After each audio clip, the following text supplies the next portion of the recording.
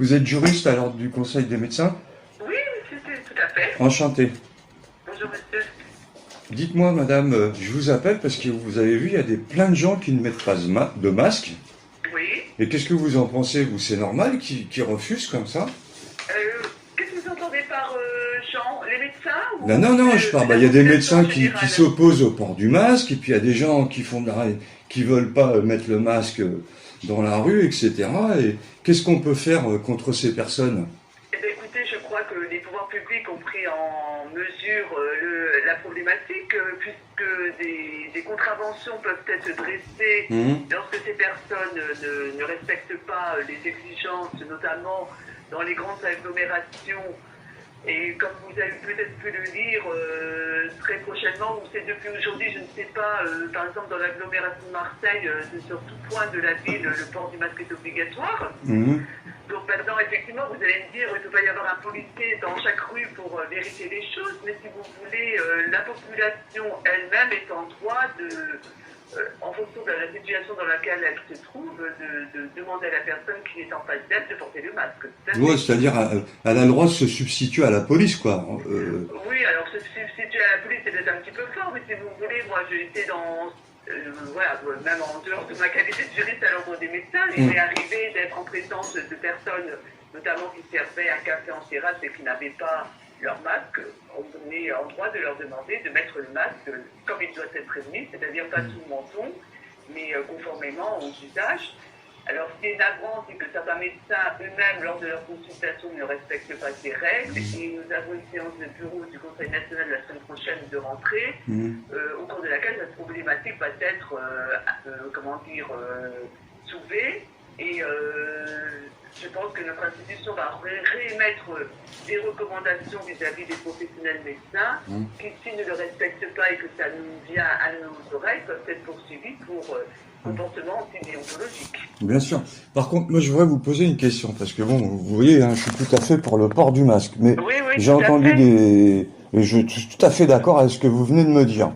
Par contre, il y a des médecins, vous voyez, et là j'aimerais avoir votre avis, parce qu'ils disent et c'est pas qu'en France, qui nous disent, voilà, quand vous portez le masque, c'est surtout en été, c'est un nid à bactéries, etc., que le masque il ne protège pas parce que la dimension des mailles, elles sont beaucoup plus grandes que la dimension du virus, etc.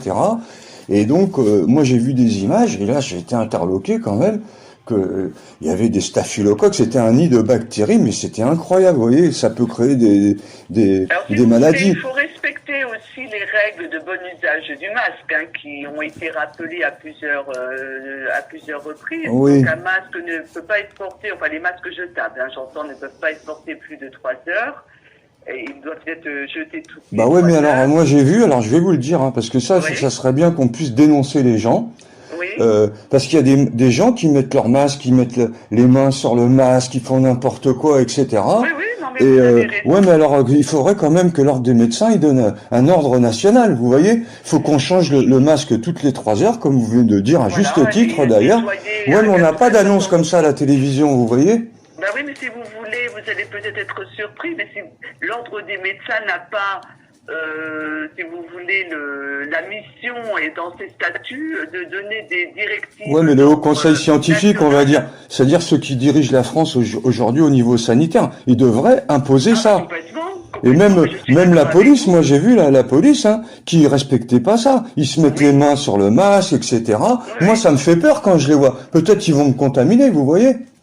D'accord. Alors, si vous voulez, je pense qu'il faut, raison garder. Ah oui, mais raison garder, moi, j'ai pas envie de mourir, Non, mais j'entends bien, mais moi non plus. Je vous bon, voilà. Si vous voulez ces masques jetables, bon, c'est un moindre mal. C'est vrai que je ne vais pas vous dire aujourd'hui, au regard de tout ce qu'on a pu lire depuis le mois de mars, que c'est la frontière absolue, mais ça permet quand même d'éviter de recevoir des projections de postillons et d'autres miasmes d'une personne qui est en mais le virus, vous êtes d'accord avec moi, le virus, il est beaucoup plus petit qu'une gouttelette. Et il peut passer. Bon, ça, c'est une chose. Et après, il y a la problématique sur le masque. Bon, moi, c'est pas grave, j'ai eu une infection au visage à cause du masque, c'est pas grave. Oui, Ça m'a, vous voyez, à force de le mettre, ça m'a fait beaucoup de mal sur ma peau. Mais bon, moi, je suis pas mort, hein. Les grosses chaleurs qui ont activé un peu ce processus qui devrait. Ouais, parce qu'il y a toutes les bactéries dedans, j'ai compris, moi je suis pas médecin, hein, mais j'ai compris, je dis c'est à cause de toutes les bactéries qu'il y avait dans le masque, ça a dû m'infecter ma peau et tout. Oui, mais en tout cas, je ne suis pas mort, c'est ça l'essentiel. Oui. Non mais c'est sûr, de toute façon. Vous êtes d'accord avec moi quand même, hein. Vaut mieux avoir une infection sur le visage que de mourir du virus, hein. Mais si vous voulez, on arrive à un point aujourd'hui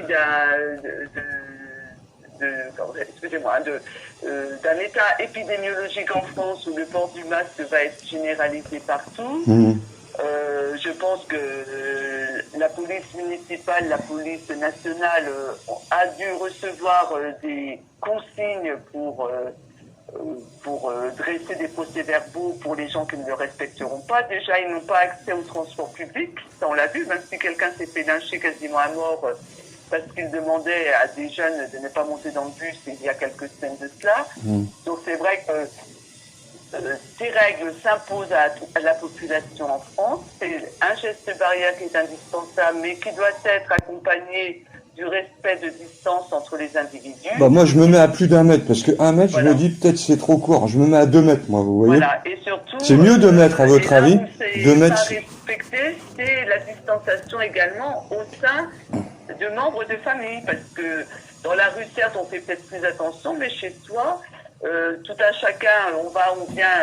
Bah moi je vais vous dire, à la maison, on est 3, on est 4, et ben on mange chacun dans une pièce.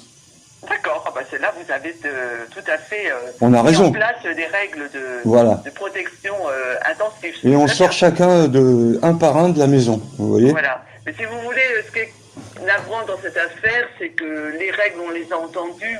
Il y a des spots publicitaires qui passent tous les jours à la télévision pour rappeler les gestes barrières et autres. Il y a quand même une partie de la population qui, surtout aujourd'hui, semble-t-il, parmi ceux qui ont moins de 40 ans, qui se disent, moi de toute façon, le virus, ça me concerne pas, et si je suis malade, je serai peu malade, et n'en savent rien.